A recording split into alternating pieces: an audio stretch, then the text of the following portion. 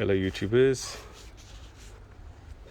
and assalamu alaikum to those Bangladeshi viewers out there that love this kind of construction for planting.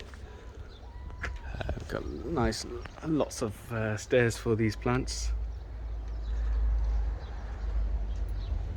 Bangladeshi watermelon. I think that's what they call them anyway, watermelon. Call it lau in Bangali. This is what I made for my mum. She's very happy with it. Nice and easy construction. It's nothing complicated. We had a wall, existing wall there, so that's actually made a nice base to get these woods across.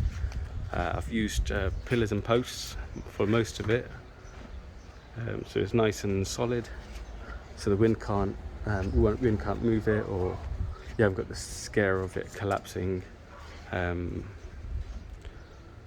It's not 100% straight because some of it my mum's done actually, but she's done well. She's done very well. My mum there. I won't show her face. She don't like to be seen on camera. And I've put a nice little ladder there to go up above the shed once it grows. These types of vegetation needs a lot of sunlight. We have very nice direct sunlight, so it's very good for the plants. Just remember to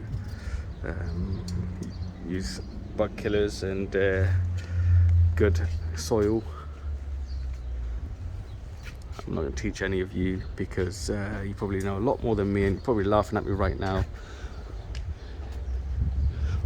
I don't actually know much about planting, but I can be quite useful when it comes to rubbish DIY. I don't know if they call this rubbish, but it's not 100% straight, but I think it's good enough. So if I can do it, I'd imagine you can do it too.